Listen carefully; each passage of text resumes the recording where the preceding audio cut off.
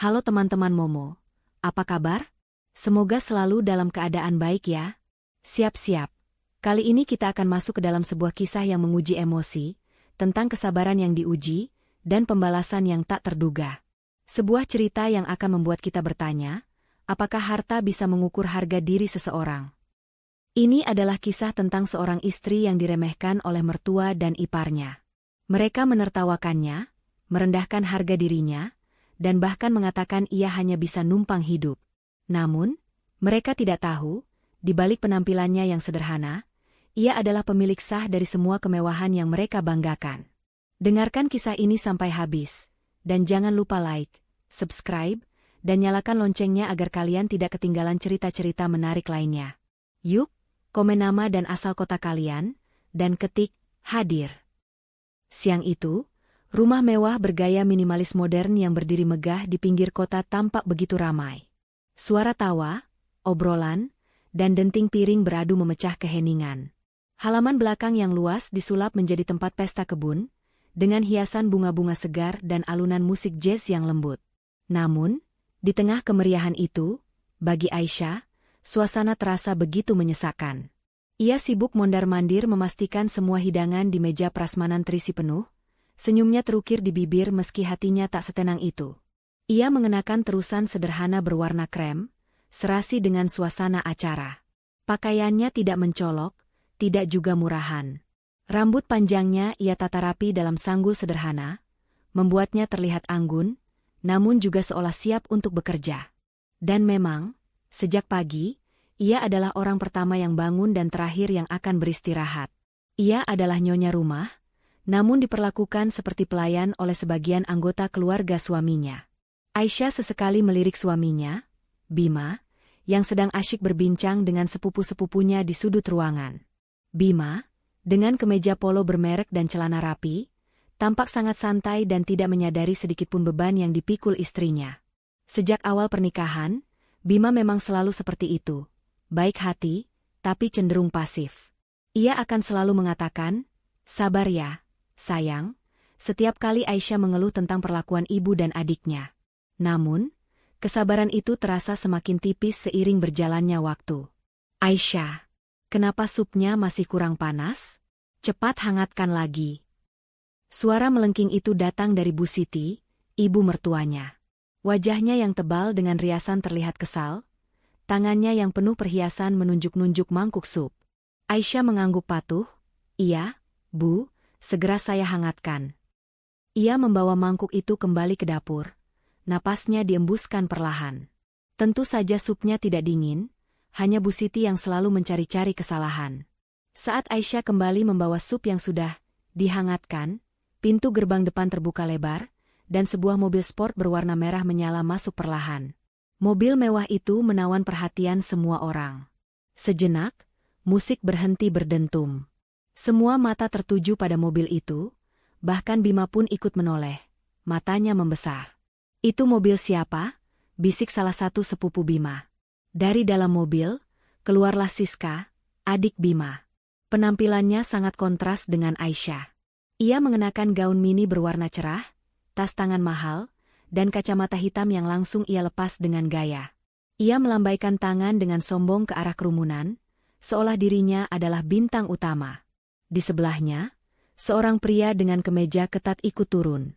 Siska berjalan melenggang, mengibaskan rambutnya yang dicat pirang. "Mama, lihat deh, adikmu ini datang naik mobil apa?" seru Siska dengan suara keras, memastikan semua orang mendengarnya. Bu Siti tersenyum lebar, senyum yang begitu tulus, yang tidak pernah ditunjukkannya kepada Aisyah. "Itu mobil barunya Siska, Nak, hadiah dari pacarnya yang baru. Lihat, cantik sekali kan?" jawab Bu Siti, berjalan mendekat dan mengeluskap mobil dengan bangga. Siska terkekeh, lalu menoleh ke arah Aisyah yang berdiri di dekat meja prasmanan. Tatapan Siska menelisik dari kepala hingga kaki. Adakah Aisyah? Kok kakak bajunya gitu aja sih? Nggak kelihatan kalau nyonya rumah. Padahal kan ini acara keluarga, harusnya dandan yang heboh dong," sindirnya, sambil melirik gaun polos yang dikenakan Aisyah.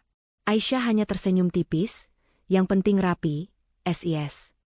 "Ya, rapi sih, tapi kurang Wah, nggak kayak aku, kan? Maklum, Kak, ini mobil harganya miliaran. Nggak semua orang bisa punya. Siska mengayunkan kunci mobil di tangannya, membuat dentingan kecil yang disengaja. Ini nih, buat ngangkut tas-tas mahalku.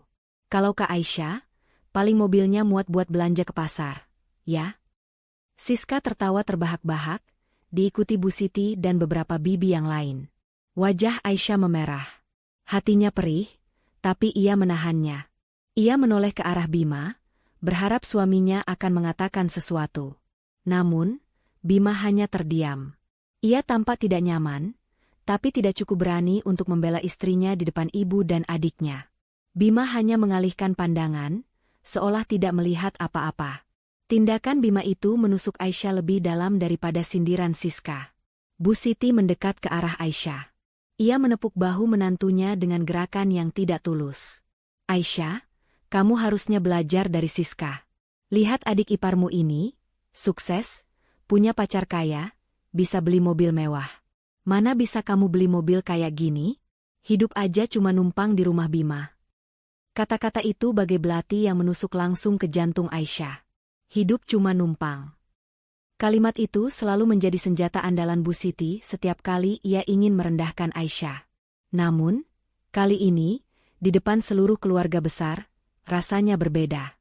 Rasanya sangat memalukan. Aisyah berusaha menahan air matanya. Ia mengepalkan tangannya di balik punggung, kuku-kukunya menusuk telapak tangannya sendiri, berusaha meredakan rasa sakit di dadanya. Bu, Bima mencoba memotong ucapan Bu Siti. Kamu diam, Bima. Kamu ini, punya istri kok bisanya cuma nurutin. Lihat, rumah ini juga kan punya kamu. Kenapa nggak kamu suruh istrimu dandan yang lebih bagus? Kalau begini kan, Mama juga yang malu punya menantu kayak dia. Potong Bu Siti cepat, suaranya naik 1 oktav. Siska menambahkan, betul, Ma. Apalagi kerjaan Kak Aisyah nggak jelas. Katanya punya bisnis online, tapi mana hasilnya? Mana buktinya? Lihat aku, punya bisnis properti, punya pacar pengusaha. Jelas. Kan? Kalau Kak Aisyah, cuma di rumah aja, ngurusin rumah, udah kayak art aja. Haha. Tawa Siska dan Bu Siti bergaung di antara tamu-tamu. Beberapa bibi dan paman terlihat mengangguk setuju. Bahkan, ada yang berbisik-bisik. Ya ampun, benar juga ya, kasihan Bima. Istrinya nggak sepadan. Aisyah merasa seluruh dunia berputar. Ia merasakan kepalanya pening, hatinya hancur berkeping-keping.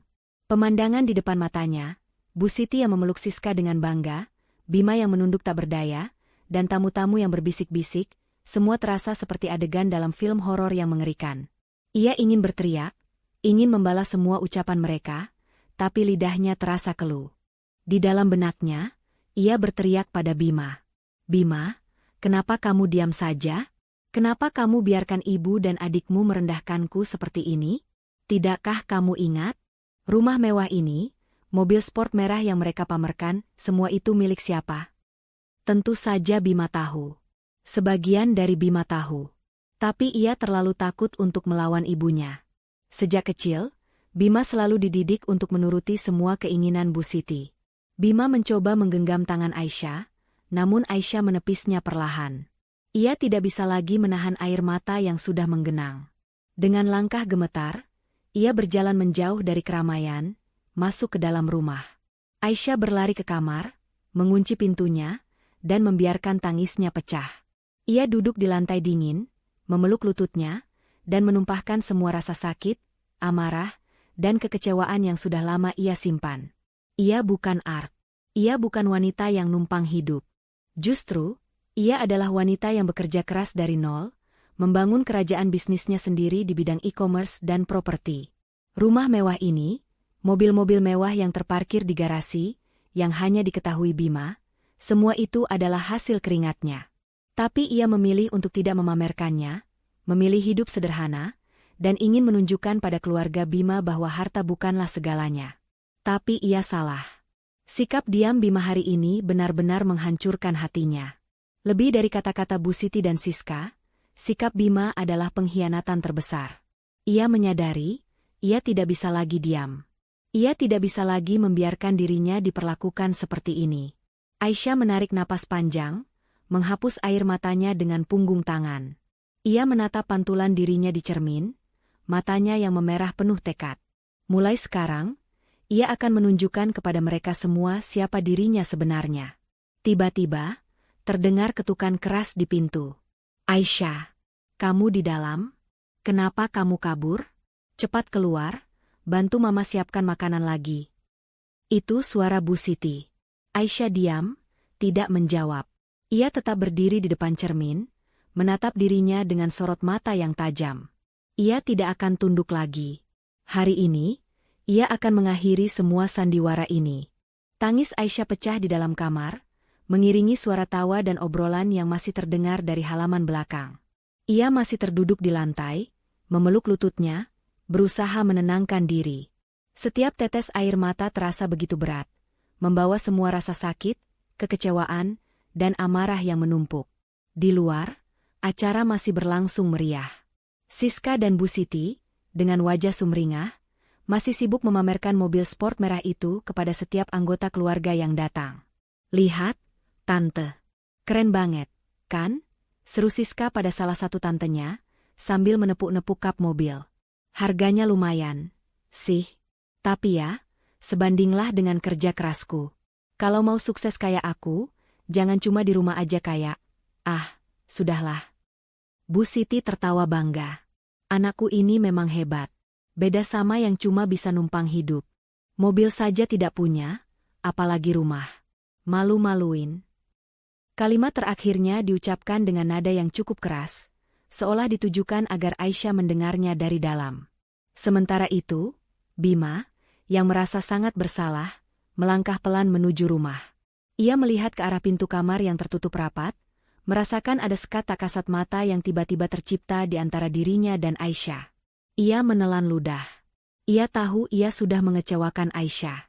Ia tahu istrinya pantas mendapatkan pembelaan, tapi ia terlalu pengecut untuk menghadapi amukan ibunya.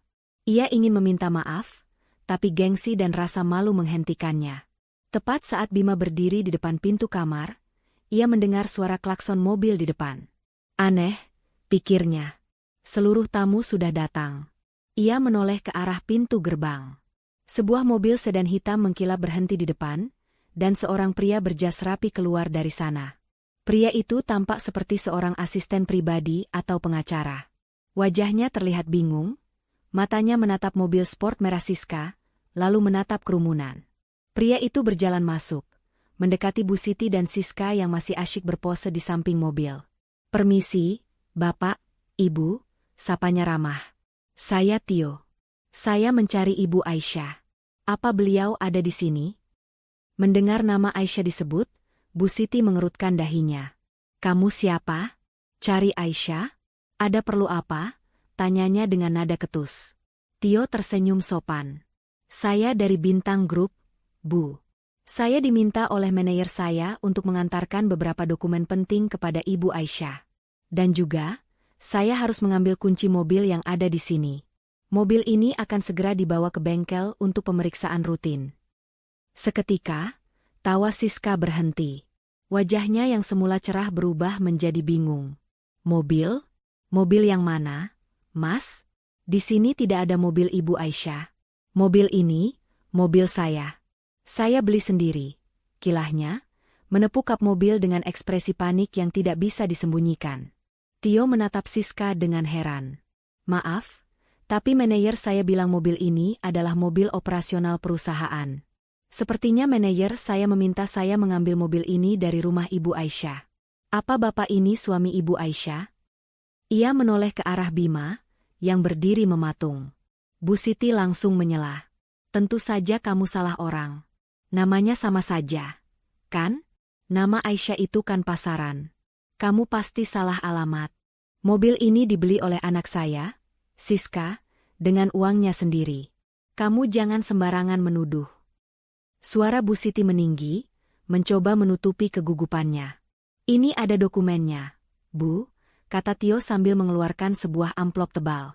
Di sini tertulis, mobil dengan nomor plat B415H adalah aset perusahaan yang diperuntukkan untuk operasional Ibu Aisyah, CEO Bintang Group.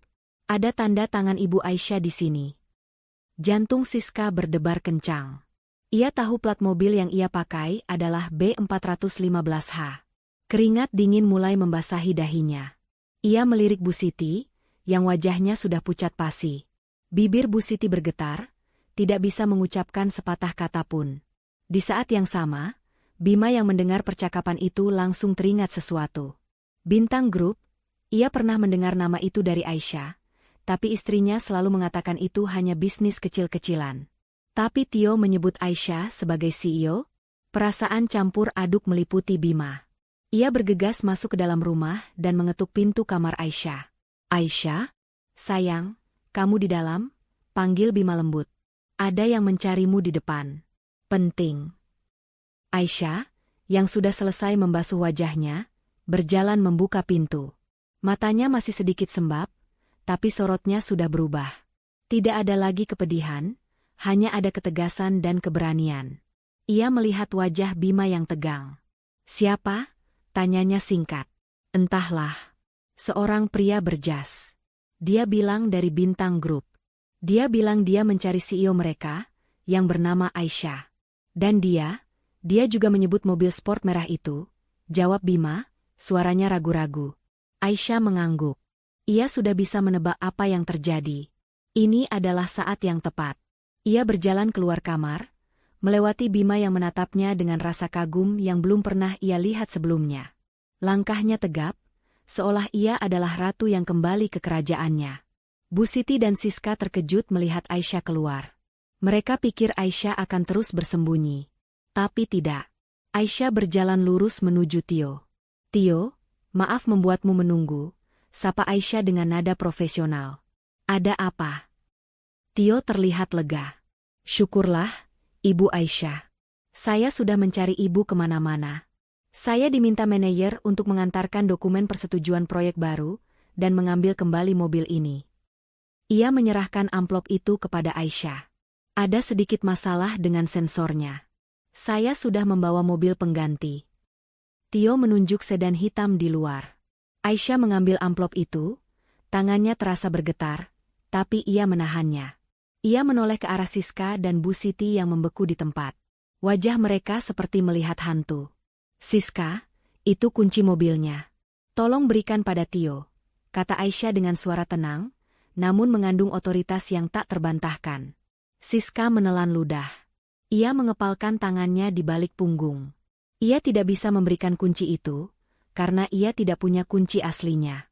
Ia hanya memegang kunci duplikat yang diserahkan oleh pacarnya, yang sebenarnya adalah rekan kerja Aisyah. Tidak mau. Ini mobilku, bentak Siska, suaranya parau. Tentu saja ini mobilmu. Tapi, milik, yang mana? Tanya Aisyah, senyumnya dingin. Ia membuka amplop, mengeluarkan beberapa lembar dokumen. Ini, coba lihat, katanya, mengulurkan salah satu dokumen ke arah Siska. Ini bukti kepemilikan. Tertera jelas di sini, nama pemilik dan pengguna, Aisyah Arina Putri. Dan di bawahnya, ada stempel perusahaan Bintang Group, di mana saya, Aisyah, menjabat sebagai Chief Executive Officer. Seketika, semua orang yang ada di halaman belakang terdiam. Bisik-bisik yang sebelumnya merendahkan Aisyah, kini berubah menjadi bisik-bisik keheranan. Mata mereka membelalak, melihat dokumen yang dipegang Aisyah. Siska terhuyung. Ia merasa lututnya lemas. Ia tidak bisa berkata-kata. Bu Siti terperangah. Ia menatap Aisyah, lalu ke arah Bima, lalu kembali ke Aisyah. Ia melihat Tio yang mengangguk sopan pada Aisyah. Tidak ada keraguan di mata pria itu. Ia tahu siapa yang ia cari. Tidak mungkin. Ini tidak mungkin. Kamu pasti memalsukan dokumen ini, teriak Bu Siti, wajahnya memerah. Aisyah hanya menggelengkan kepalanya. Saya tidak punya waktu untuk memalsukan dokumen, Bu. Perusahaan saya sudah terlalu sibuk. Tio, tolong ambil kunci mobilnya dari Siska. Siska, berikan kuncinya. Bu Siti berbisik panik. Siska, yang sudah terpojok, akhirnya mengeluarkan kunci mobil itu dari tas tangannya. Tangannya gemetar hebat saat menyerahkannya pada Tio. Tio mengambil kunci itu, lalu berjalan ke arah mobil. Baik, Bu.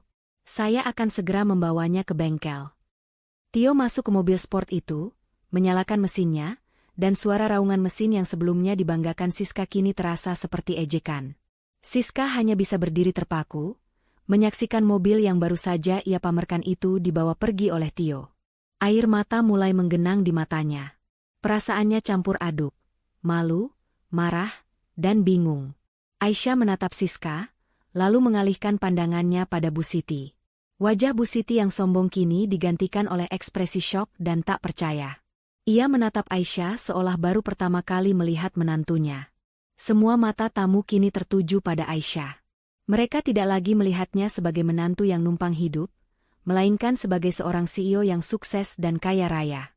Mereka melihatnya sebagai wanita yang diremehkan, namun kini berdiri tegak di atas kebenaran. Bima berjalan mendekati Aisyah, memegang bahu istrinya. Aisyah, kenapa kamu tidak pernah cerita? Bisik Bima, suaranya penuh penyesalan. Aisyah menoleh pada Bima, tatapannya dingin. Kamu tidak pernah bertanya, Bima, dan aku tidak pernah merasa perlu menjelaskan. Lagi pula, kamu kan selalu percaya apa kata ibumu. Kata-kata Aisyah menghantam Bima telak. Bima hanya bisa menundukkan kepala. Ia tahu Aisyah benar. Ia sudah gagal melindunginya.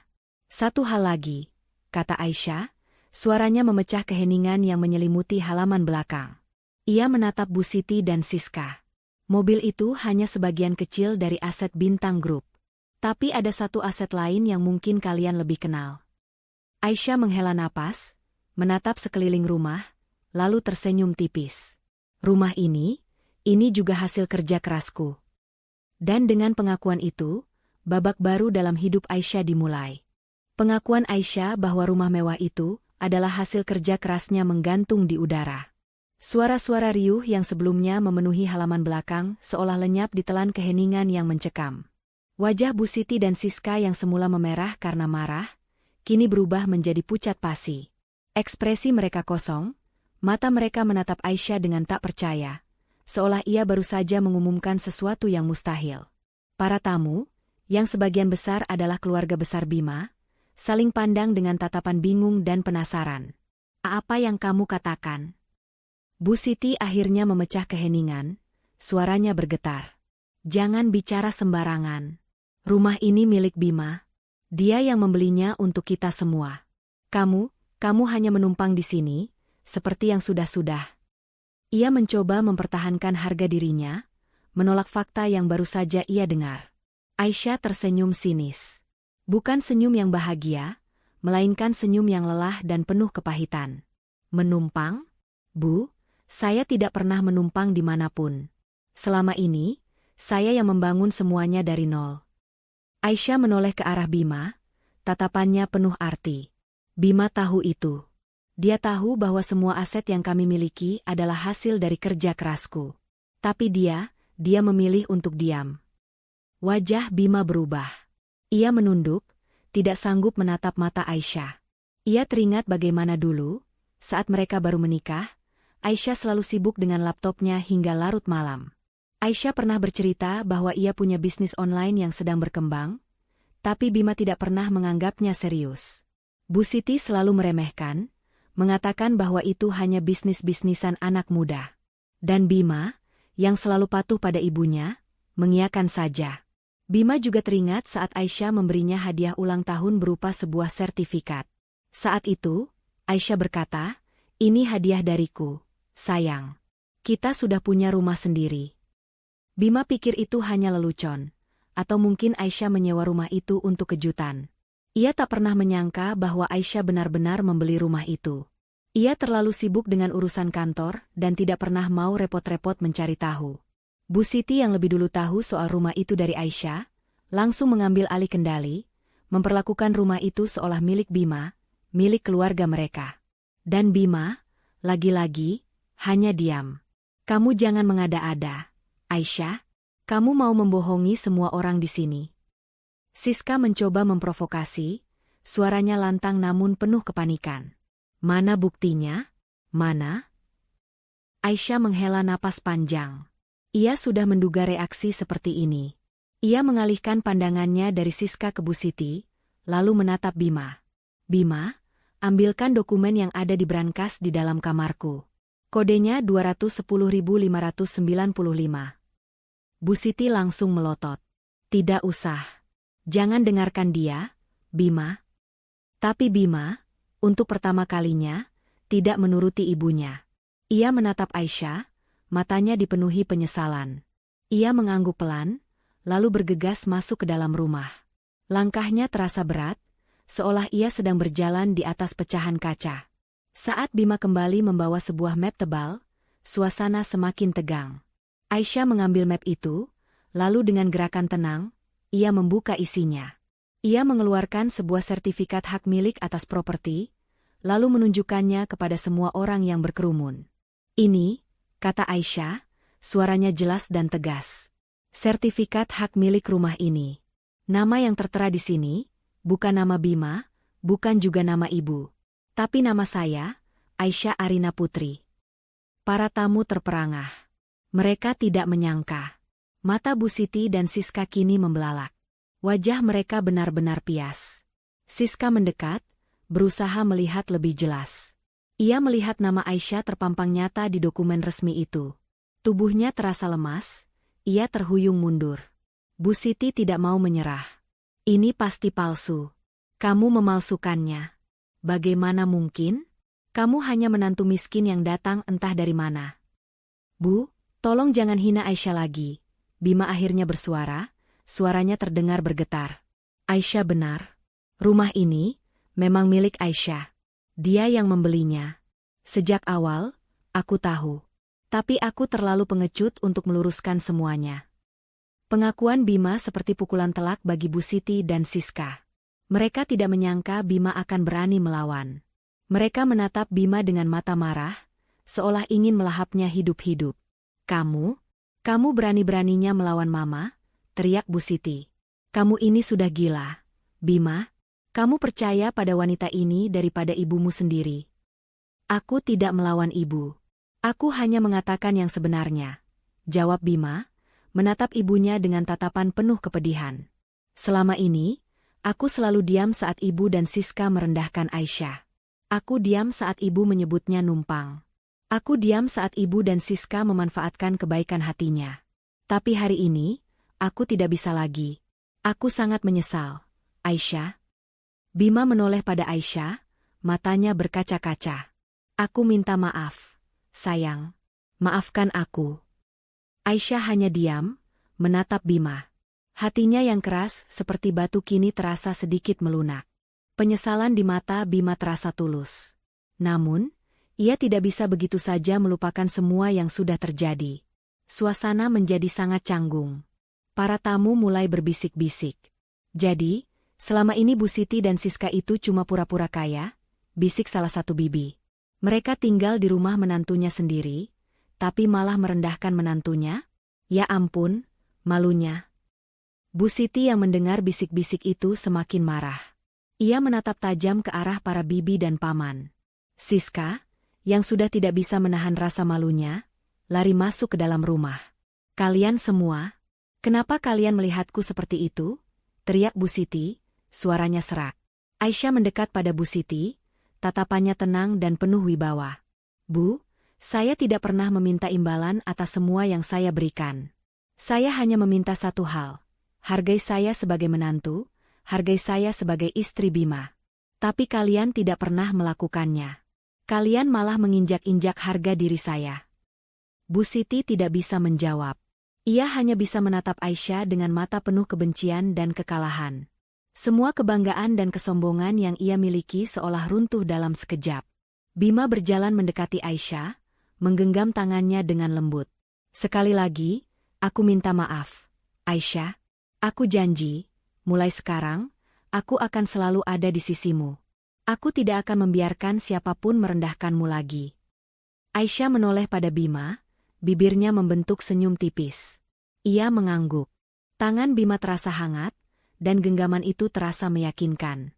Untuk pertama kalinya dalam waktu yang lama, ia merasa tidak sendirian.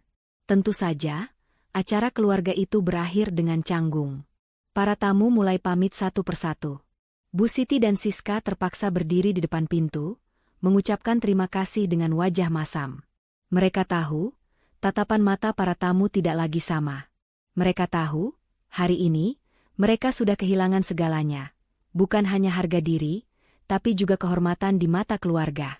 Malam harinya, setelah semua tamu pulang, Aisyah dan Bima duduk di ruang keluarga. Hening menyelimuti mereka. Bu Siti dan Siska berada di kamar masing-masing, tidak berani keluar. "Jadi, kamu benar-benar CEO Bintang Group?" tanya Bima, memecah keheningan. "Dan kamu membeli rumah ini? Dan mobil itu juga milikmu?" Aisyah mengangguk. "Itu hanya sebagian kecil, Bima. Aku punya beberapa aset properti lain, dan juga bisnis e-commerce yang lumayan besar." Ia menatap Bima. "Aku tidak pernah memamerkannya. Karena aku pikir kebahagiaan sejati tidak diukur dari harta. Aku ingin membangun keluarga yang tulus, tanpa ada orang yang datang hanya karena harta." Bima menunduk, air matanya menetes. "Aku sudah mengecewakanmu, Aisyah. Aku tidak pernah membela dirimu. Aku buta karena kesombongan ibu dan adikku. Aku minta maaf." Aisyah menghampiri Bima, mengusap bahunya dengan lembut. "Aku tahu kamu menyesal. Tapi menyesal saja tidak cukup, Bima." Ia menatap Bima dengan tatapan penuh harap. "Aku ingin kamu berani mengambil sikap. Aku ingin kamu menjadi Bima yang dulu aku kenal. Bima yang berani, yang tegas, yang berdiri di sampingku." Bima mendongak, menatap mata Aisyah. Ia melihat keteguhan di sana. Ia tahu, mulai sekarang, hidupnya akan berubah. Ia harus memilih. Terus berada di bawah bayang-bayang ibunya, atau berdiri tegak di samping wanita yang selama ini ia cintai, namun ia biarkan terluka. Ia memilih Aisyah. Pagi hari setelah acara keluarga yang penuh drama, suasana di rumah mewah itu terasa sangat mencekam. Udara dingin di ruang makan seolah membeku, seiring dengan keheningan di antara Aisyah dan Bima. Biasanya, pagi hari adalah waktu yang riang. Aisyah akan sibuk menyiapkan sarapan, sementara Bima membaca koran atau mengecek ponselnya. Tapi hari ini, Bima hanya duduk diam di meja, menatap kopi di depannya, tak berani menatap Aisyah yang sedang meletakkan piring-piring. Bu Siti dan Siska tidak terlihat dimanapun. Mereka sepertinya masih terlalu malu untuk keluar dari kamar. Aku minta maaf, Aisyah," kata Bima pelan, memecah keheningan. "Aku benar-benar minta maaf. Semalam aku tidak bisa tidur. Aku terus memikirkan semua yang sudah aku perbuat padamu. Aku terlalu pengecut." Aisyah hanya menghela napas, tanpa menoleh. "Minta maaf itu mudah, Bima. Tapi bisakah kamu mengembalikan harga diriku yang sudah diinjak-injak selama ini?" Suaranya terdengar datar, tanpa emosi. "Aku sudah berulang kali memintamu untuk membela aku. Aku sudah berulang kali memintamu untuk percaya padaku. Tapi kamu tidak pernah melakukannya." Bima menunduk. Ia tahu Aisyah benar. Ia tak bisa membantah. "Aku tahu. Tapi aku janji, Aisyah, mulai sekarang, aku akan berubah. Aku akan berdiri di sisimu. Aku akan melindungimu. Percayalah padaku." Pintanya, suaranya penuh kesungguhan. Aisyah akhirnya menoleh, menatap Bima dengan sorot mata yang sulit diartikan. "Semua orang bisa janji, Bima. Aku akan melihatnya dari tindakanmu." Tiba-tiba, ponsel Aisyah yang tergeletak di meja berdering. Nama, Tante Nia, tertera di layar. Tante Nia adalah salah satu bibi Bima yang tadi malam ikut merendahkan Aisyah. Aisyah ragu sejenak, lalu mengangkatnya. "Halo, Tante," sapa Aisyah tenang. "Aisyah, ya ampun, Nak, maafkan Tante." "Ya." Suara Tante Nia langsung terdengar dari seberang. "Tante benar-benar malu. Tante minta maaf. Tadi malam Tante sudah terlanjur percaya sama omongan Siti dan Siska. Kamu jangan marah ya, Nak. Tante tidak bermaksud." Aisyah menghela napas. "Tidak apa-apa, Tante. Kenapa Tante menelepon?" Tante masih tidak percaya, Nak. Apa benar rumah dan mobil itu milik kamu? Kenapa kamu tidak pernah cerita? Tante pikir selama ini kamu memang, ya, kamu tahu kan? Tante benar-benar menyesal sudah berprasangka buruk. Aisyah menatap Bima yang mendengarkan dengan seksama. Ia memutuskan untuk jujur. Tante, selama ini saya sengaja tidak cerita. Saya ingin hidup sederhana saja. Saya tidak ingin harta menjadi alasan orang-orang mendekati saya. Saya ingin Bima dan keluarganya menerima saya apa adanya. Aisyah menjeda, suaranya sedikit bergetar. Tapi yang terjadi justru sebaliknya. Saya direndahkan. Saya dianggap numpang. Saya diperlakukan seperti pelayan di rumah saya sendiri. Karena itulah, saya pikir, ini saatnya bagi saya untuk bicara. Ya ampun, Nak. Tante Nia terdengar menyesal. Tante mengerti. Tante janji, Tante akan beritahu semua keluarga. Kita semua salah. Tante bangga padamu, Nak. Kamu wanita hebat. Ponsel Aisyah kembali berdering, kali ini dari Om Rudi, paman Bima yang tadi malam juga ikut mencibir. Aisyah mengangkatnya. Obrolan yang sama terulang. Paman Rudi meminta maaf, menyesali kata-katanya, dan menanyakan tentang bisnis Aisyah. Aisyah kembali menjelaskan dengan sabar. Bisnis saya dimulai dari kecil, Om. Saya menjual produk-produk kecantikan secara online. Setelah berhasil, saya mulai berinvestasi. Saya membeli tanah, membangun ruko, dan menyewakannya. Lalu saya membeli properti-properti lain, termasuk rumah ini. Dan Bima tahu semua ini? Tanya Om Rudi dengan nada takjub. Bima tahu, Om. Hanya saja, dia tidak pernah menganggapnya serius. Dia lebih percaya pada omongan ibunya. Aisyah melirik Bima. Bima menunduk, wajahnya memerah karena malu. Ya ampun, Bima. Bima, dia harus belajar banyak darimu. Nak, ujar Om Rudi, menggelengkan kepala. Satu persatu, panggilan telepon masuk ke ponsel Aisyah. Sepupu-sepupu Bima, bibi-bibinya, bahkan seorang paman yang tinggal di luar kota. Mereka semua mendengar kabar heboh itu. Mereka semua menelepon, meminta maaf, dan menanyakan hal yang sama. Kenapa kamu tidak pernah bilang? Aisyah menjawab setiap panggilan dengan sabar. Ia tidak menyombongkan diri, tidak juga membalas dendam. Ia hanya menjelaskan semuanya dengan jujur, lugas, dan apa adanya. Ia menceritakan bagaimana ia ingin membuktikan dirinya tanpa harus pamer. Bagaimana ia ingin mendapatkan kasih sayang tulus dari keluarga suaminya. Setiap kali Aisyah bercerita, Bima mendengarkan dengan penuh perhatian. Ia melihat sisi lain dari Aisyah, sisi yang selama ini ia abaikan. Aisyah bukan hanya istri yang lembut dan sabar, ia juga wanita yang cerdas, pekerja keras, dan tangguh. Ia membangun kerajaannya sendiri tanpa mengandalkan siapapun. Rasa kagum yang tak terlukiskan mulai tumbuh di hati Bima. Ia merasa seperti baru saja menikahi orang yang sama sekali baru. Selama ini, aku pikir aku yang melindungi kamu, bisik Bima saat Aisyah meletakkan ponselnya. Aku pikir aku adalah pahlawanmu. Tapi ternyata, kamu yang selama ini melindungiku, melindungi kita, bahkan dari keluargaku sendiri. Bima meneteskan air mata. Aku benar-benar pria paling bodoh. Aisyah? Aisyah akhirnya tersentuh.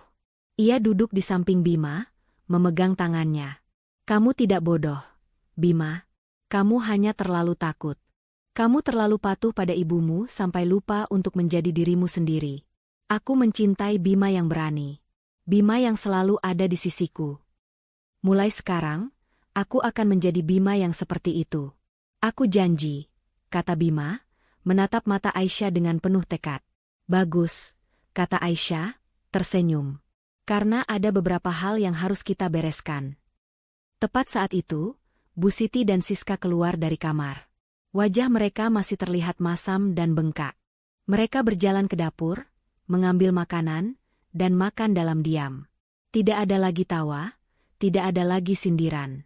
Aisyah dan Bima saling pandang. Aisyah mengangguk, memberi isyarat pada Bima untuk memulai. Bima mengambil napas dalam-dalam. Bu, Siska, kita perlu bicara. Bu Siti menoleh. Apalagi? Mau pamer lagi? Katanya dengan nada ketus.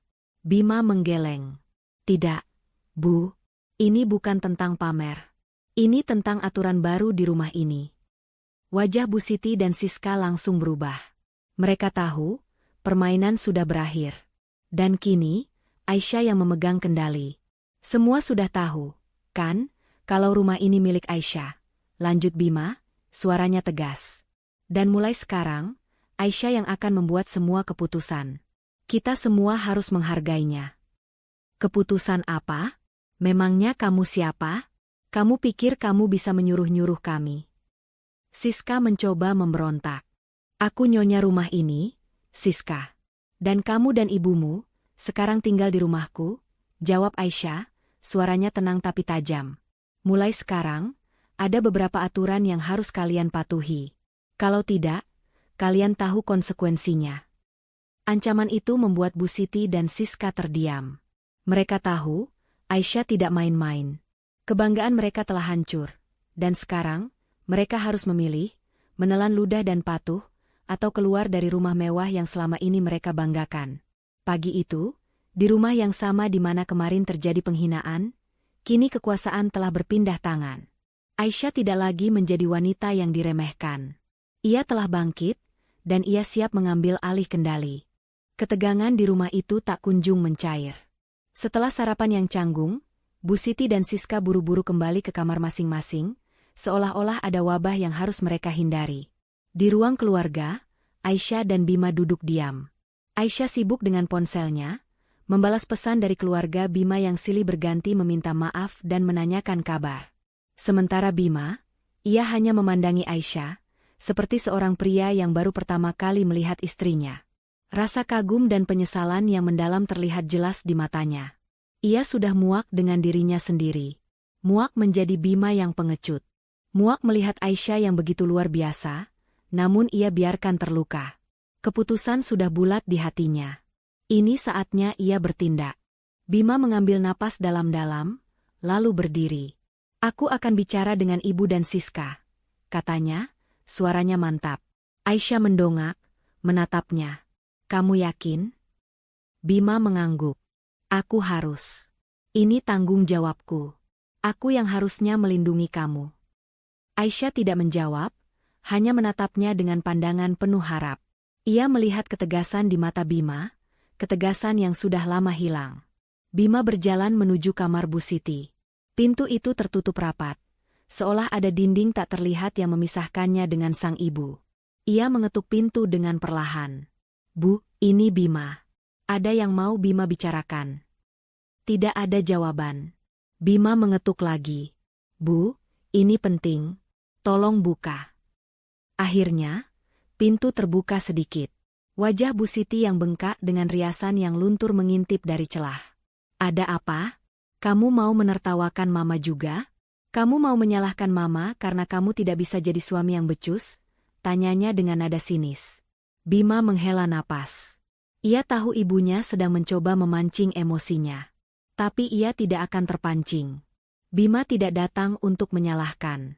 Bima datang untuk meluruskan semuanya. Kita harus bicara, Bu. Sekarang. Bu Siti terdiam melihat ketegasan di mata anaknya. Ia mengalah, membuka pintu lebih lebar dan membiarkan Bima masuk.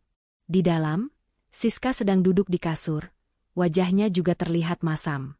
Kalian kenapa begitu? Kalian marah pada Bima? Tanya Bima, berdiri di hadapan mereka. Kamu pikir? Kamu itu anak Mama. Kamu harusnya membela Mama, bukan malah membela perempuan itu. Teriak Bu Siti, tangannya menunjuk ke arah pintu kamar. Bima menggeleng. Perempuan itu adalah istriku, Bu. Dia yang selama ini jadi penopang rumah tangga kita. Dia yang selama ini membiayai semua kemewahan yang kita nikmati. Siska menyela, tapi dia tidak pernah bilang. Dia bohong. Dia membiarkan kita memamerkan mobilnya, lalu mempermalukan kita di depan semua keluarga. Dia wanita licik. Dia tidak licik, Siska, balas Bima, suaranya tenang. Dia hanya ingin menguji kalian. Dia ingin melihat, apakah kalian bisa menghargai dia sebagai menantu, bukan karena hartanya. Bima menjeda. Dan kalian gagal. Kalian justru merendahkannya habis-habisan. Bu Siti tersentak. Jadi, kamu menyalahkan Mama? Kamu menuduh Mama? Aku tidak menuduh. Aku hanya mengatakan yang sebenarnya, jawab Bima. Aku yang salah, Bu. Aku terlalu pengecut untuk membela Aisyah. Aku terlalu takut untuk melawan ibu. Tapi, aku tidak bisa lagi. Aku tidak bisa membiarkan istriku terus terluka karena sikap kita semua. Bima menatap ibunya dengan sorot mata penuh penyesalan. Aku minta maaf, Bu, karena selama ini aku tidak bisa menjadi suami yang baik untuk Aisyah. Dan aku juga minta maaf karena tidak bisa membuat ibu dan Siska menghargai Aisyah. Air mata Bu Siti mulai mengalir. Jadi sekarang kamu lebih memilih dia daripada ibumu sendiri? Kamu lebih percaya pada dia daripada mama yang sudah membesarkan kamu?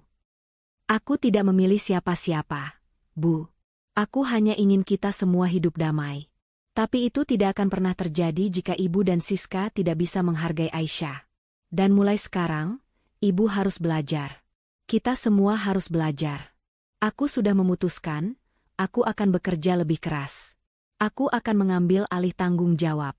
Aku tidak akan membiarkan Aisyah menanggung semuanya sendirian lagi. Siska mendengus. Kerja? Memangnya kamu bisa apa? Kamu cuma karyawan biasa. Kamu mau saingi Kak Aisyah yang CEO itu? Mimpi. Mimpi atau tidak, itu urusanku. Yang jelas, mulai sekarang, aku akan berani mengambil sikap. Tidak hanya di kantor, tapi juga di rumah ini. Bima menatap tajam ke arah Siska. Dan Siska, jangan pernah lagi kamu merendahkan Aisyah. Jangan pernah lagi kamu menganggap remeh dia. Kalau tidak, aku yang akan bertindak. Ancaman itu membuat Siska terdiam. Ia tidak pernah melihat Bima semarah ini. Ia melihat ada keteguhan yang berbeda di mata kakaknya. Bima lalu kembali ke ruang keluarga, tempat Aisyah menunggu. Aisyah menatapnya. Bagaimana? Tanyanya.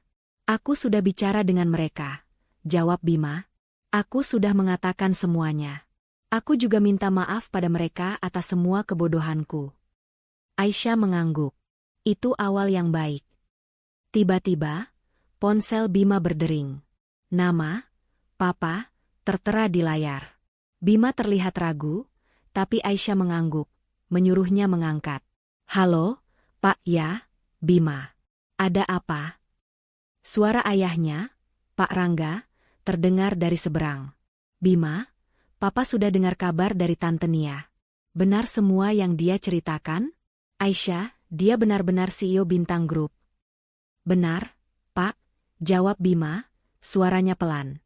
Aisyah yang membeli rumah ini, mobil yang dipakai Siska juga mobil kantornya Aisyah. Aku baru tahu, Pak. Aku sangat menyesal.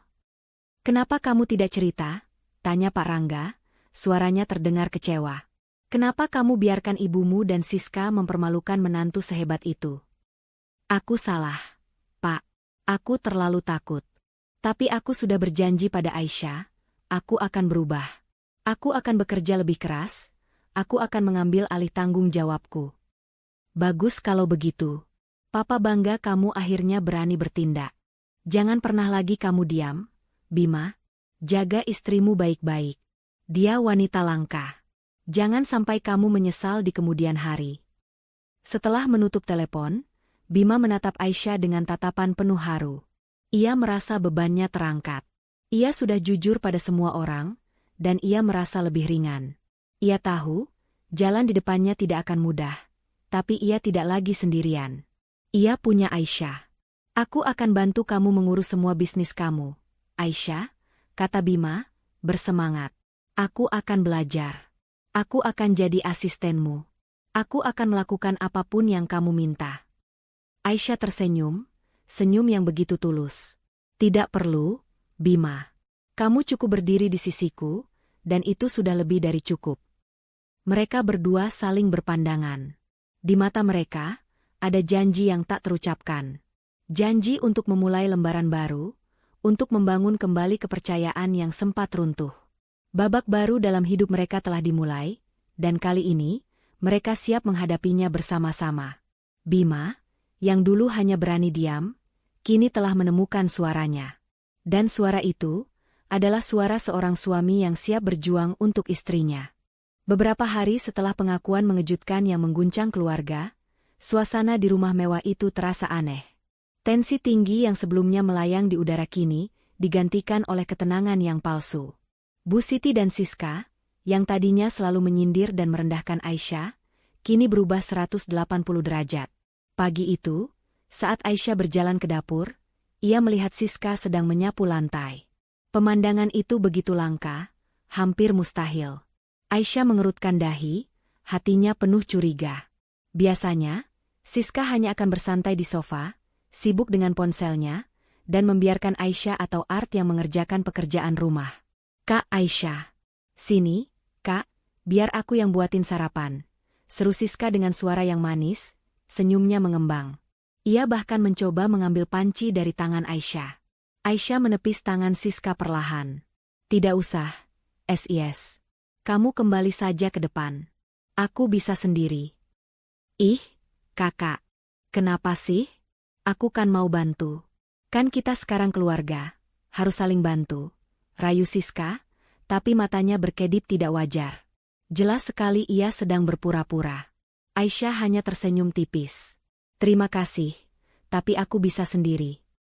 Ia menaruh panci di atas kompor, membiarkan Siska berdiri kikuk di sampingnya. Siska akhirnya menyerah, wajahnya masam, dan kembali ke ruang tengah. Tak lama kemudian, Bu Siti muncul. Ia mendekati Aisyah dan memeluknya dari belakang. "Aisyah, sayangku," katanya dengan suara yang dibuat-buat lembut. "Maafkan ibu, ya, nak. Ibu benar-benar menyesal. Ibu tidak tahu kamu wanita sehebat ini. Pantesan Bima tidak mau pisah dari kamu. Ternyata istri Bima CEO, hehe." Aisyah mematung. Ia merasakan bulu kuduknya merinding. Bu Siti tidak pernah memeluknya seperti itu. Tatapan Bu Siti dari belakang cermin yang ia lihat, tidak menunjukkan ketulusan. Mata Bu Siti terlihat penuh perhitungan. "Ibu, aku kaget. Tumben ibu begini," kata Aisyah, mencoba melepaskan pelukan Bu Siti. "Kan ibu sudah minta maaf. Nak, ibu sadar. Ibu sudah berdosa besar sama kamu," kata Bu Siti, suaranya dramatis. "Aisyah, kamu wanita yang luar biasa. Ibu bangga punya menantu seperti kamu. Bisnis kamu itu apa sih, nak? Dulu ibu pikir cuma bisnis kecil-kecilan. Ternyata sebesar itu ya." Aisyah menatap Bu Siti. Ia tahu ini semua palsu. Ia tahu tujuan Bu Siti. "Bisnis saya macam-macam, Bu. Tapi saya lebih senang tidak membicarakannya. Saya mau fokus mengurus rumah saja." "Jangan begitu, sayang. Kan kamu punya bisnis. Kamu harus fokus ke bisnis kamu. Urusan rumah biar ibu dan Siska yang urus. Kamu kan sudah bayar kami, jadi biarkan kami bekerja," kata Bu Siti, senyumnya melebar. "Ibu dan Siska akan jadi asisten rumah tangga di rumah kamu. Kamu tinggal bayar kami, kan?" Kata-kata Bu Siti bagai pisau dingin yang menusuk. Aisyah terkejut. "Maksud ibu apa?" "Ya kan kamu kaya, nak. Nggak mungkin kamu tidak mau kan bayar ibu dan Siska? Anggap saja ini sebagai bayaran atas pengabdian kami sebagai asisten rumah tangga kamu. Lumayan kan, Kak? Kita bisa dapat gaji bulanan dari kakak. Daripada kita harus keluar dari sini," bisik Siska yang tiba-tiba sudah berdiri di samping Bu Siti.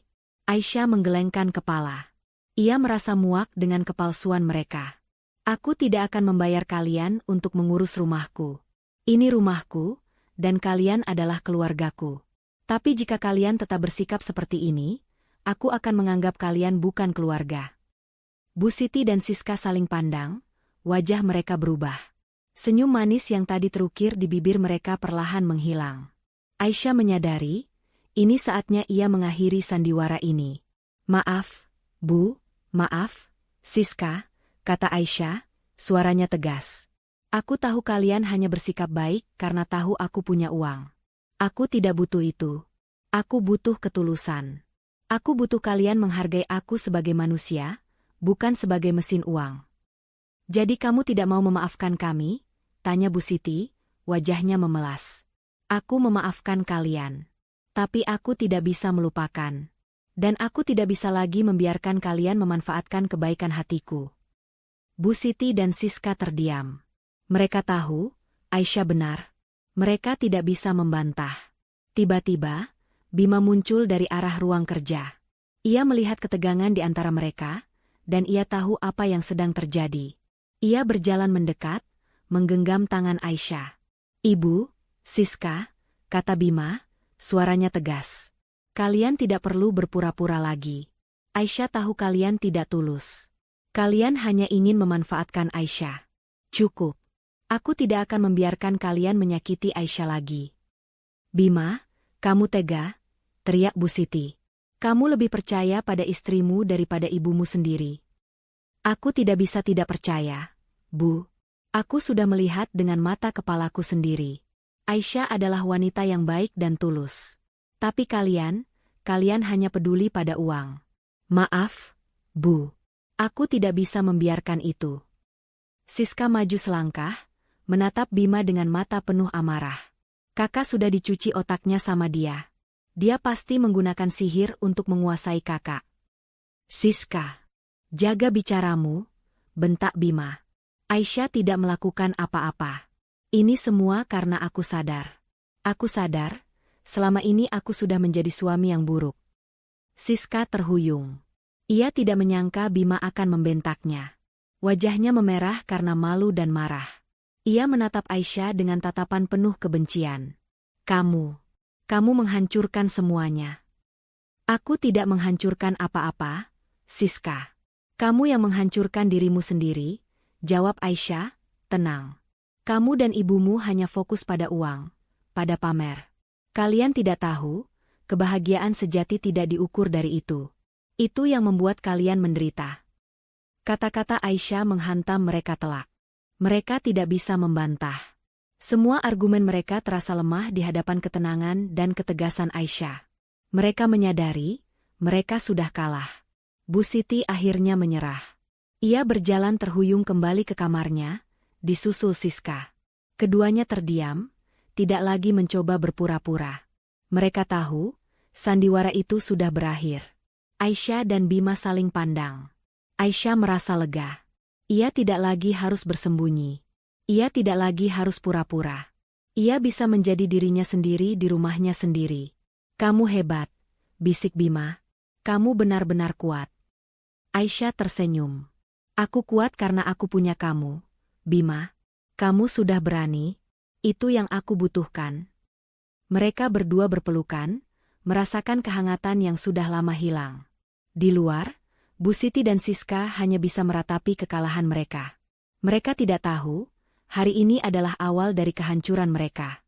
Rumah mewah itu, yang dulu dipenuhi tawa dan bisik-bisik yang merendahkan, kini terasa seperti medan perang yang sunyi. Setelah sandiwara palsu Bu Siti dan Siska terungkap, suasana menjadi dingin dan tegang. Tidak ada lagi sapaan manis, tidak ada lagi senyum yang dibuat-buat.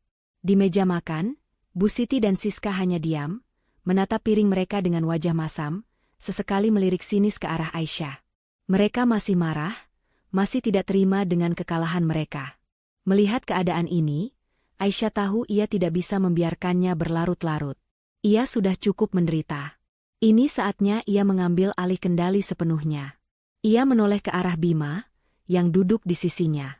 Mata Bima menatapnya penuh dukungan. Ia mengerti apa yang ada di pikiran Aisyah. "Ibu, Siska," kata Aisyah, memecah keheningan. Suaranya tenang, namun penuh otoritas. Bu Siti mendongak, matanya menatap Aisyah dengan tajam. "Ada apa lagi? Kamu mau pamer kekayaanmu lagi?" Aisyah menggelengkan kepalanya. "Saya tidak mau pamer, Bu. Saya hanya ingin kita semua hidup damai. Dan untuk itu, ada beberapa hal yang perlu saya luruskan. Ada beberapa aturan baru yang harus kalian patuhi di rumah ini." Siska meletakkan sendoknya dengan kasar. "Aturan? Kamu pikir kamu siapa? Kamu pikir kamu bisa menyuruh-nyuruh kami?" Bima menatap adiknya dengan tatapan tajam. "Siska, jaga bicaramu. Dengar apa yang akan dikatakan Aisyah." Aisyah melanjutkan, suaranya tetap tenang. "Aturan pertama, mulai sekarang, kalian harus menghargai saya sebagai menantu, sebagai istri Bima, dan sebagai nyonya rumah ini. Tidak ada lagi kata-kata kasar, tidak ada lagi sindiran, dan tidak ada lagi merendahkan. Saya tidak akan mentolerir itu lagi." Bu Siti mendengus. Kamu pikir kami ini apa? Kami ini orang tua dan kakak suamimu. Kami bukan pembantumu. Saya tahu. Dan saya tidak memperlakukan kalian seperti pembantu, jawab Aisyah, nada suaranya sedikit meninggi. Tapi kalian sudah memperlakukan saya seperti itu. Jadi, mulai sekarang, saya akan pastikan kita semua saling menghormati. Aisyah melanjutkan. Aturan kedua, jangan pernah lagi kalian mencoba memanfaatkan saya. Saya tahu, selama ini kalian mengincar harta saya. Tapi saya tidak akan memberikan sepeser pun kepada kalian jika kalian masih bersikap seperti ini. Wajah Bu Siti dan Siska langsung memucat. Mereka tahu, Aisyah serius. Dan aturan terakhir, lanjut Aisyah, tatapannya menembus ke dalam mata Bu Siti. Kalian punya pilihan. Kalian bisa tetap tinggal di rumah ini, dengan satu syarat. Kalian harus mematuhi semua aturan yang saya buat, dan kalian harus bersikap baik dan tulus. Atau, kalian bisa pergi dari rumah ini. Kata-kata Aisyah bagai bom yang meledak di tengah-tengah ruang makan. Bu Siti dan Siska terkejut, tidak menyangka Aisyah akan berani memberikan ultimatum seperti itu. Mereka tidak pernah membayangkan, wanita yang selama ini mereka anggap remeh, akan berani mengusir mereka. Kamu tegas sekali, Aisyah, teriak Bu Siti, matanya berkaca-kaca. Kamu mau mengusir orang tuamu sendiri?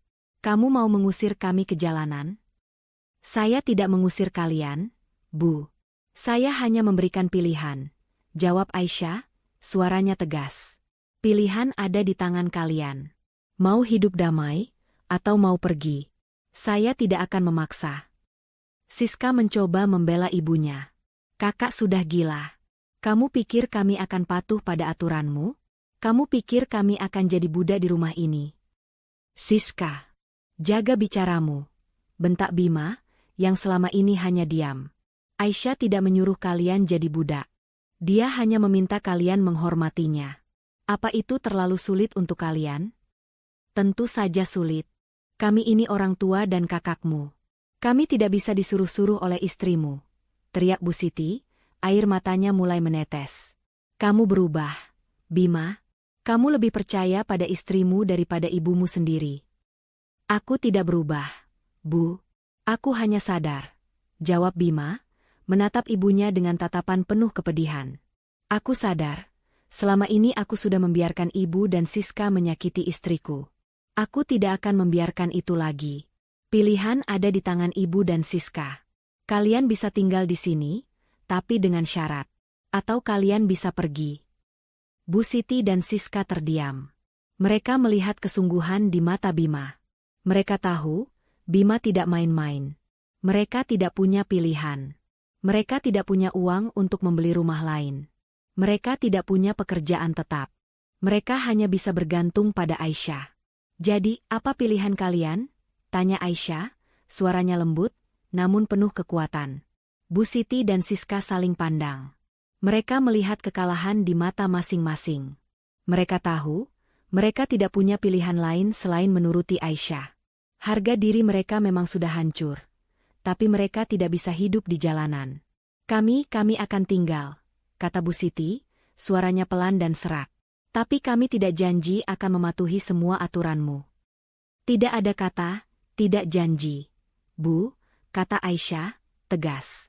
Kalian harus janji. Jika kalian tidak bisa, kalian tahu konsekuensinya.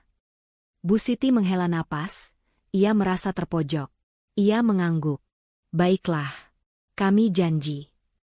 Siska juga mengangguk, wajahnya masam. Ia tidak bisa membantah. Aisyah tersenyum. Bagus. Mulai sekarang, kita akan memulai lembaran baru. Dan kuharap, kalian tidak akan membuat kesalahan lagi. Bu Siti dan Siska tidak menjawab. Mereka hanya menunduk, menatap piring mereka.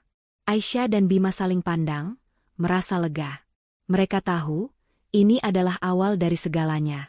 Mereka telah memenangkan pertempuran, namun perang belum berakhir. Mereka tahu, Bu Siti dan Siska tidak akan menyerah begitu saja. Tapi mereka tidak takut.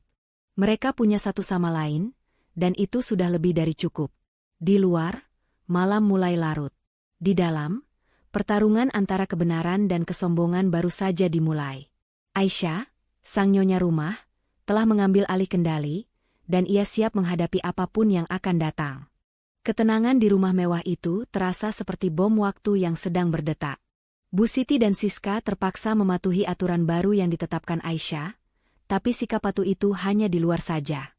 Di dalam hati mereka, amarah dan dendam bergolak. Mereka merasa dipermalukan dan tidak akan membiarkan Aisyah menang begitu saja. Sikap mereka sehari-hari berubah menjadi pasif-agresif. Bu Siti akan menghela napas panjang setiap kali Aisyah menyuruhnya melakukan sesuatu. Siska akan membanting pintu kamar atau berbicara sinis tentang betapa hebatnya Aisyah di belakang punggungnya. Mereka berdua sering terlihat berbisik-bisik di sudut-sudut rumah, merencanakan sesuatu. Suatu sore, saat Aisyah sedang berada di ruang kerjanya, ia mendengar suara Bu Siti dan Siska dari ruang tamu. "Aku tidak bisa begini terus, Siska," bisik Bu Siti. "Kita harus cari cara untuk membalas perempuan itu. Dia tidak bisa seenaknya mengusir kita dari sini." "Lalu kita harus bagaimana, Ma?" tanya Siska. "Dia kan punya semua bukti. Rumah ini atas namanya, mobil itu juga. Kita tidak punya apa-apa." "Tidak mungkin. Mama tidak percaya dia bisa membeli rumah sebesar ini sendirian. Pasti ada sesuatu yang disembunyikan. Mungkin dia membohongi Bima. Mungkin dia pakai uang Bima," kata Bu Siti, suaranya dipenuhi amarah. "Tapi Kak Bima kan sekarang sudah jadi budaknya. Dia sudah di bawah kendali Kak Aisyah." Siska mendengus. "Kakak sudah tidak berguna, Ma." "Jangan begitu, Siska. Kamu tidak tahu apa yang Mama pikirkan," balas Bu Siti. "Ingat, kan? Saat Bima membeli rumah ini, dia pernah bilang dia akan membuat surat warisan. Tapi dia bilang itu akan diurusnya nanti, karena dia sibuk. Dia bilang rumah ini akan menjadi warisan untuk kita, keluarganya. Mungkin, surat itu masih ada." Siska terkejut. "Surat warisan? Tapi itu tidak masuk akal, Ma. Rumah ini kan atas nama Kak Aisyah. Bima kan sudah janji pada Mama. Dia tidak mungkin bohong. Palingan perempuan itu yang menghipnotis Bima. Kita harus cari surat warisan itu. Jika surat itu ada, kita bisa menuntutnya di pengadilan. Kita bisa bilang kalau perempuan itu memanipulasi Bima." Aisyah, yang mendengar semua percakapan itu, hanya bisa menggelengkan kepala. Ia merasa kasihan pada Bima yang dicintai, karena ibunya sendiri tega memanipulasi dan memfitnah. Namun di sisi lain, ia juga merasa khawatir. Ia tahu, Bu Siti dan Siska tidak akan menyerah. Mereka akan melakukan apapun untuk mendapatkan apa yang mereka inginkan. Aisyah tahu ia harus bertindak. Ia tidak bisa lagi menunda. Ia harus melindungi dirinya dan semua aset yang ia miliki. Ia mengambil ponselnya dan menghubungi pengacaranya, seorang pria parubaya bernama Pak Farhan, yang sudah lama membantunya dalam urusan bisnis. "Halo, Pak Farhan," sapa Aisyah. "Saya butuh bertemu Anda hari ini. Ada urusan pribadi yang sangat penting." Pak Farhan, yang sudah mengenal Aisyah dengan baik, langsung mengiyakan. Ia tahu, jika Aisyah sampai menelepon untuk urusan pribadi, berarti ada sesuatu yang serius. Sore itu, Bima mengantar Aisyah ke kantor Pak Farhan. Di dalam mobil, Bima terlihat khawatir. "Aisyah, kamu mau bertemu pengacara? Ada apa? Apa Ibu dan Siska melakukan sesuatu lagi?" Aisyah menoleh, tersenyum menenangkan. "Tidak ada apa-apa, Bima. Aku hanya ingin memastikan semuanya aman. Aku sudah mendengar apa yang mereka rencanakan. Mereka ingin mencari surat warisan yang tidak pernah ada, dan mereka ingin menuntutku di pengadilan." Mata Bima membelalak. "Apa? Itu tidak benar. Aku tidak pernah membuat surat warisan seperti itu." "Aku tahu. Tapi mereka akan mencari cara untuk menuduhku," kata Aisyah. "Itu sebabnya, aku akan menemuinya, untuk memastikan semua dokumen properti dan asetku sudah aman. Aku tidak ingin mereka punya celah untuk mengambil apapun dariku." Bima menatap Aisyah. Ia melihat keteguhan di mata istrinya, dan ia merasa bersalah. "Kamu harus melakukan semua ini karena aku. Maafkan aku, Aisyah. Jika saja aku dulu berani, kamu tidak akan mengalami semua ini. Aisyah menggelengkan kepalanya. Jangan menyalahkan dirimu sendiri, Bima. Kamu sudah berubah. Itu sudah lebih dari cukup. Mereka tiba di kantor Pak Farhan. Aisyah masuk ke dalam, sementara Bima menunggu di ruang tunggu. Pak Farhan menyambut Aisyah dengan ramah. Silakan duduk, Ibu Aisyah. Ada masalah apa? Aisyah menceritakan semuanya. Dari awal ia direndahkan oleh Bu Siti dan Siska, hingga pengakuan mengejutkan yang ia lakukan, dan kini rencana jahat mertua dan iparnya untuk merebut semua asetnya. Pak Farhan mendengarkan dengan seksama, sesekali mengangguk. Saya sudah menduga ini, Bu Aisyah. Orang-orang seperti mereka tidak akan pernah menyerah. Mereka hanya melihat uang, bukan kebaikan hati Anda. Aisyah menghela napas. Saya tahu, Pak. Itu sebabnya, saya ingin Anda membantu saya. Saya ingin memastikan semua aset dan properti saya terlindungi. Saya tidak ingin mereka punya celah untuk mengambil apapun. Tentu, Bu Aisyah. Saya akan membantu Anda, kata Pak Farhan. Ada beberapa hal yang harus kita lakukan. Pertama, kita harus membuat surat wasiat yang baru, yang isinya hanya untuk Anda dan Bima. Kedua, kita harus membuat surat perjanjian yang menegaskan bahwa semua aset yang Anda miliki, termasuk rumah ini, adalah milik Anda, dan tidak bisa diganggu-gugat oleh siapapun. Aisyah mengangguk. Apakah itu akan aman? Sangat aman, Bu. Dengan dokumen ini, tidak ada yang bisa mengambil apapun dari Anda. Bahkan jika mereka pergi ke pengadilan, mereka tidak akan punya bukti apa-apa. Pak Farhan tersenyum. Anda adalah pengusaha yang cerdas, Bu. Langkah Anda untuk melindungi diri sendiri adalah langkah yang tepat. Anda tidak perlu takut. Saya akan memastikan semuanya aman. Aisyah merasa lega. Ia merasa bebannya terangkat. Ia tahu, ia sudah melakukan hal yang benar. Ia tidak bisa lagi terlalu baik hati. Terkadang, kebaikan hati hanya akan dimanfaatkan oleh orang-orang yang tidak tahu terima kasih. Di saat yang sama, Bu Siti dan Siska sedang mengobrak-abrik kamar Bima. Mereka mencari-cari surat warisan yang mereka yakini ada. Mereka membuka laci, lemari, bahkan di bawah kasur. Namun, mereka tidak menemukan apa-apa. Tidak ada, Ma. Surat itu tidak ada. Siska berbisik panik. Pasti ada. Bima pernah bilang dia akan menyimpannya di sini. Balas Bu Siti, suaranya frustrasi. Atau, jangan-jangan dia sudah serahkan ke pengacara? Tapi siapa pengacaranya? Bu Siti berhenti. Ia melihat ke arah meja kerja Bima. Di sana, tergeletak sebuah kotak perhiasan kecil. Kotak itu tidak terkunci. Bu Siti membukanya. Di dalamnya, ada sebuah cincin. Ia mengambilnya, melihatnya dengan mata berbinar. Ini cincin berlian milik nenek Bima. Dulu, Bima bilang dia akan memberikannya pada istri yang paling ia cintai. Pasti ini yang dimaksud Bima. Dia akan memberikannya pada Mama. Siska terkejut. Tidak mungkin, Ma. Kak Bima tidak mungkin memberikan cincin itu pada Mama. Dia akan memberikannya pada istrinya. Diam. Aku ibunya. Aku yang harusnya dapat cincin ini. Dia akan memberikannya pada istrinya jika istrinya becus, teriak Bu Siti. Ia merasa menemukan bukti kuat bahwa Bima sebenarnya masih berpihak padanya. Ayo kita pergi dari sini. Aku akan tunjukkan pada Aisyah bahwa Bima lebih mencintai ibunya. Mereka tidak tahu, cincin itu hanyalah jebakan. Aisyah dan Bima sudah tahu bahwa Bu Siti dan Siska akan mencoba mencari cara untuk membalas dendam. Mereka tidak tahu, cincin itu hanyalah cincin imitasi yang sengaja diletakkan di sana untuk menguji mereka. Aisyah, yang baru saja selesai menandatangani dokumen-dokumen penting, tersenyum. Ia tahu, ia telah memenangkan pertempuran. Dan saatnya, ia akan mengumumkan kepada mereka bahwa ia sudah melangkah jauh ke depan. Ketenangan di rumah mewah itu, yang sempat dihancurkan oleh drama dan pengkhianatan, kini terasa seperti medan pertempuran. Bu Siti dan Siska, yang baru saja kembali dari mengobrak-abrik kamar Bima, tampak sumringah. Di tangan Bu Siti, tergeletak sebuah kotak perhiasan kecil. Mereka berdua berjalan ke ruang keluarga, tempat Aisyah dan Bima sedang duduk, menanti mereka. Mereka tidak tahu, Ketenangan di wajah Aisyah dan Bima adalah ketenangan yang penuh perencanaan. Aisyah, Bima, kalian harus lihat ini, seru Bu Siti, suaranya dipenuhi kemenangan. Siska menyeringai. Nah, ketahuan kan, siapa yang Kak Bima cintai sebenarnya? Bukan kakak, tapi mama. Aisyah dan Bima saling pandang.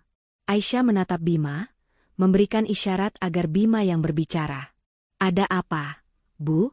Siska? Kenapa kalian begitu senang? Tanya Bima, suaranya tenang, namun penuh otoritas. Bu Siti membuka kotak perhiasan itu, mengambil sebuah cincin berlian yang berkilauan. Ini cincin berlian milik nenekmu. Dulu, Bima pernah bilang dia akan memberikannya pada istri yang paling ia cintai. Tapi dia memberikannya pada mama. Ini buktinya. Ini bukti bahwa Bima lebih mencintai mama daripada kamu, Aisyah. Dan ini bukti bahwa Bima akan selalu memilih ibunya. Siska terkekeh, lihat kan, Kak? Kamu itu cuma numpang hidup di sini. Kamu tidak ada apa-apanya di mata Kak Bima. Dia tetap akan memilih kami, keluarganya. Aisyah dan Bima hanya diam, membiarkan Bu Siti dan Siska bersorak-sorai dalam kemenangan palsu mereka. Ketika Bu Siti selesai berbicara, Aisyah akhirnya angkat bicara. Maaf, Bu. Cincin itu bukan cincin nenek, kata Aisyah, suaranya lembut, namun tegas. Itu cincin imitasi. Seketika, senyum di wajah Bu Siti dan Siska memudar. Mereka menatap Aisyah dengan tak percaya. Tidak mungkin. Ini cincin asli. Aku tahu, teriak Bu Siti. Aisyah hanya menggelengkan kepala. Cincin nenek yang asli, sudah saya jual beberapa waktu lalu untuk membangun rumah ini. Dan cincin yang ibu pegang, itu cincin imitasi yang sengaja saya letakkan di sana untuk menguji kalian. Siska terhuyung. Ia menatap cincin itu dengan tatapan kosong. Kamu sengaja. Ya, aku sengaja, jawab Aisyah, suaranya datar. Aku ingin melihat, seberapa jauh kalian akan pergi. Dan ternyata, kalian tidak punya batas. Kalian rela menuduh Bima, kalian rela menuduhku, hanya demi sebuah cincin. Ini bukan lagi tentang harta, tapi tentang kehormatan dan kebenaran. Wajah Bu Siti dan Siska memerah padam. Mereka merasa begitu bodoh. Mereka merasa sudah dipermalukan habis-habisan. Kamu kejam. Kamu wanita paling kejam yang pernah aku temui, teriak Bu Siti, air matanya menetes. Kamu mempermainkan kami. Saya tidak pernah mempermainkan kalian, Bu. Kalian yang mempermainkan diri kalian sendiri, kata Aisyah, tenang. Saya sudah memberikan kalian banyak kesempatan. Saya sudah memberikan kalian banyak waktu untuk berubah. Tapi kalian tidak mau. Kalian tetap ingin mengambil apa yang bukan hak kalian. Bima, yang selama ini hanya diam, akhirnya angkat bicara. Ia menatap ibunya dengan tatapan penuh kepedihan. Bu, aku kecewa. Aku sangat kecewa. Aku sudah mencoba. Aku sudah berusaha untuk membela ibu. Tapi ibu tidak mau berubah. Ibu tetap saja memfitnah Aisyah, memfitnah aku. Aku sudah muak. Bima, jangan. Kamu tidak bisa begini, teriak Bu Siti. Mama ibumu. Kamu tidak bisa mengkhianati ibumu sendiri. Aku tidak mengkhianati ibu. Aku hanya memilih kebenaran. Aku hanya memilih wanita yang selama ini aku cintai, wanita yang selama ini aku biarkan terluka.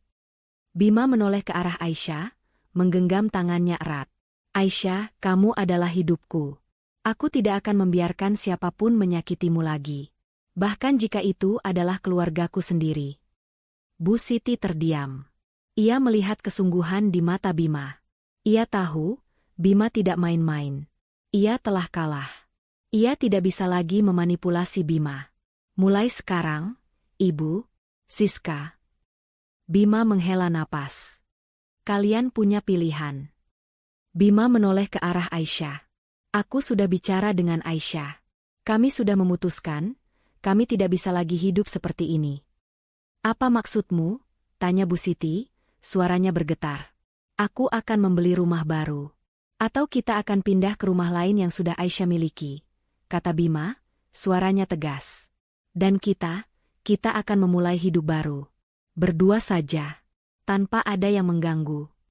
Bu Siti dan Siska terkejut. Mereka tidak menyangka Bima akan berani mengambil keputusan sebesar itu. Mereka pikir, Bima tidak akan pernah bisa lepas dari bayang-bayang ibunya. Kamu mau meninggalkan kami? Bisik Bu Siti, matanya berkaca-kaca. Kamu mau mengusir kami? Tidak, Bu. Kami tidak mengusir kalian. Kami hanya ingin memulai hidup baru, jawab Bima. Kalian bisa tetap tinggal di rumah ini. Tapi kalian harus mengurus diri sendiri. Kami tidak akan lagi membiayai kalian. Kami sudah memberikan kalian banyak kesempatan, dan kalian tidak pernah menghargainya. Siska terhuyung. Tidak. Kami tidak mau. Kami akan ikut kalian. Tidak, Siska. Kamu tidak bisa. Kamu tidak pernah menghargai Aisyah. Kamu hanya ingin uangnya, kata Bima. Aku tidak bisa lagi membiarkan itu. Bu Siti jatuh terduduk di sofa. Ia merasa dunia runtuh di depannya. Ia telah kehilangan anaknya. Ia telah kehilangan segalanya. Aisyah dan Bima saling pandang. Mereka tahu, ini adalah keputusan yang sulit. Tapi mereka juga tahu, ini adalah keputusan yang benar. Mereka tidak bisa lagi hidup dalam drama dan kebencian. Mereka berdua berjalan keluar, meninggalkan Bu Siti dan Siska yang terdiam, menangis, dan menyesali semua perbuatan mereka. Di luar, malam mulai larut. Di dalam, pertarungan telah berakhir. Kebaikan telah menang. Dan Bima, akhirnya, telah menemukan keberaniannya untuk memilih wanita yang ia cintai.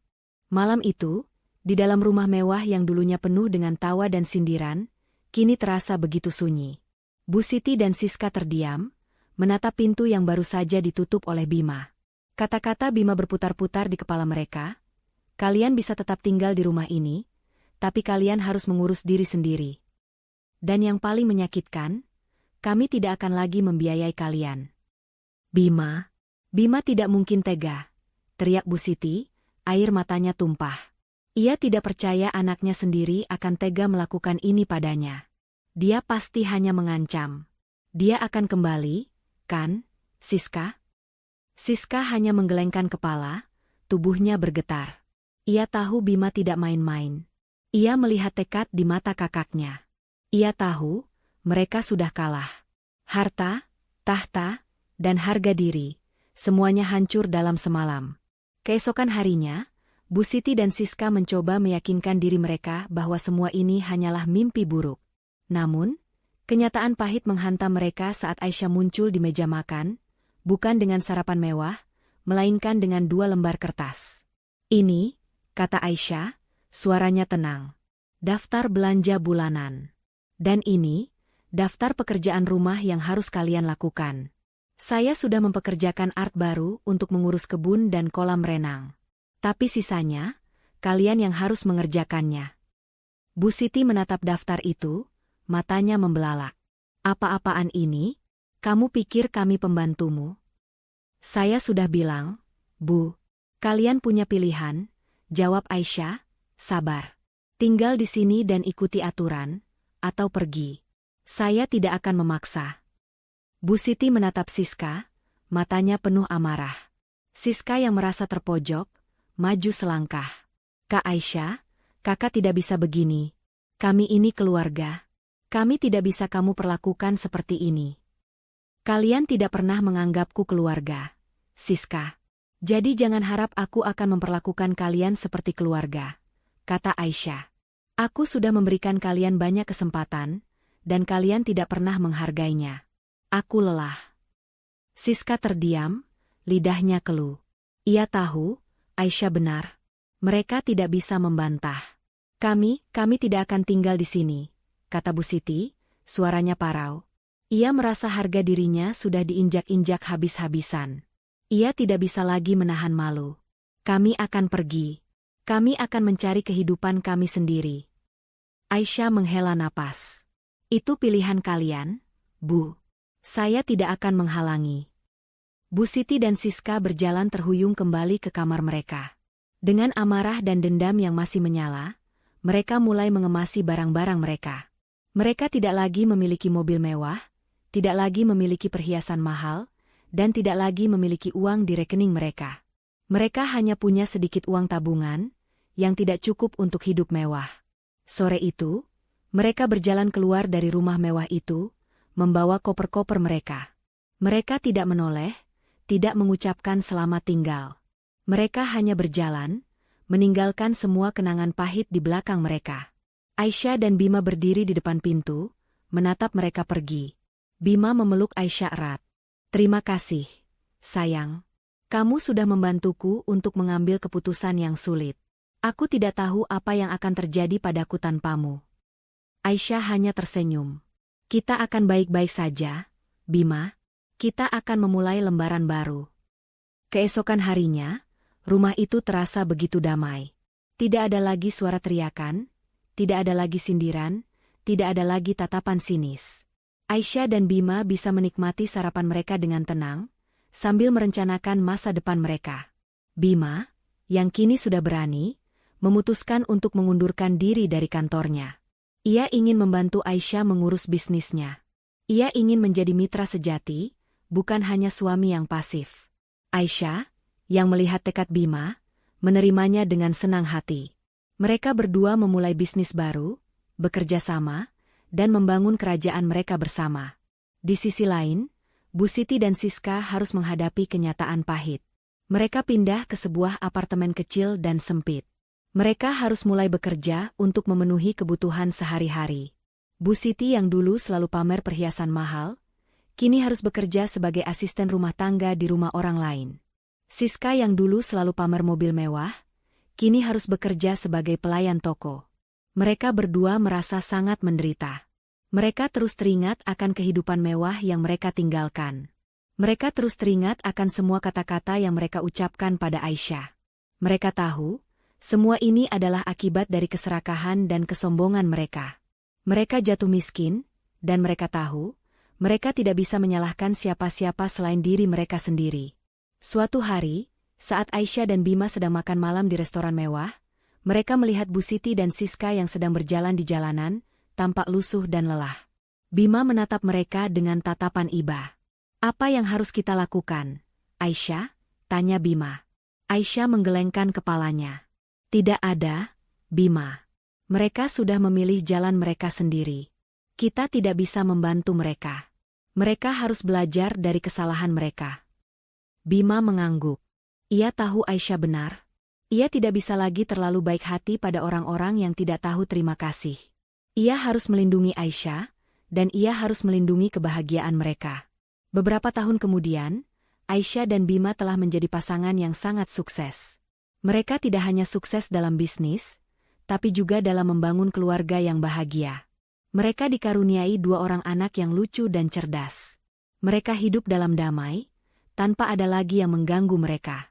Mereka membuktikan bahwa kebahagiaan sejati tidak diukur dari seberapa banyak harta yang dipamerkan, tetapi dari ketenangan hati dan kebersamaan. Mereka adalah inspirasi bagi banyak orang, bahwa kebaikan dan kejujuran akan selalu menang.